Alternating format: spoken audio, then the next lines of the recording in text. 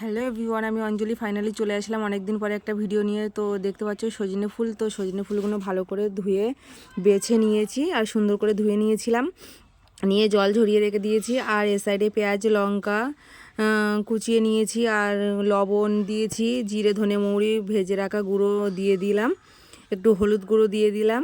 তো তারপরে চালের গুঁড়ো দিয়ে দিলাম একটু মুচমুচে হওয়ার জন্য, খাস্তে হবে, খেতে সুন্দর লাগবে। তারপরে বেসন দিয়ে দিলাম, দিয়ে ওটা সুন্দর করে মাখিয়ে নিচ্ছি। দেখো, তো সবাইকে বলবো রেসিপিটা একবার হলেও বাড়িতে ট্রাই করো। তো অল্প অল্প করে জল দিচ্ছিলাম, মানে বেশি একসঙ্গে দেবো না, মানে দিয়ে দিলে তো ওটা মানে নরম হয়ে গেলে সমস্যা হবে। তো ওই কারণে অল্প অল্প করে দিচ্ছিলাম, দিয়ে দিয়ে মাখছিলাম।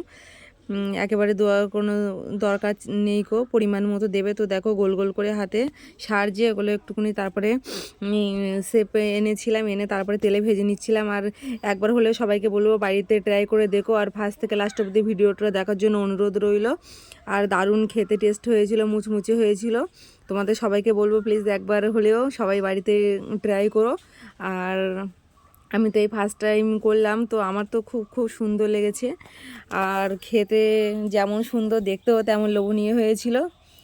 তো না খেলে তোমরা বুঝবে না। তো দেখো, তো ভিডিওটা কেমন লাগলো কমেন্টে জানাতে ভুলো না। আর সবাইকে বলবো ফার্স্ট থেকে লাস্ট অবধি ভিডিওটা দেখবে। তো খুবই মুচমুচে হয়েছিল, কারণ চালের আটা দেওয়া ছিল। আর এই সাইডে দেখো মোচা দিয়ে ডাল দিয়ে রান্না করেছিলাম, আর ওই যে ফুলের বড়া। তো ভিডিওটা কেমন লাগলো জানিস। তো দেখাচ্ছে পরে ভিডিওতে। Tata, bye bye.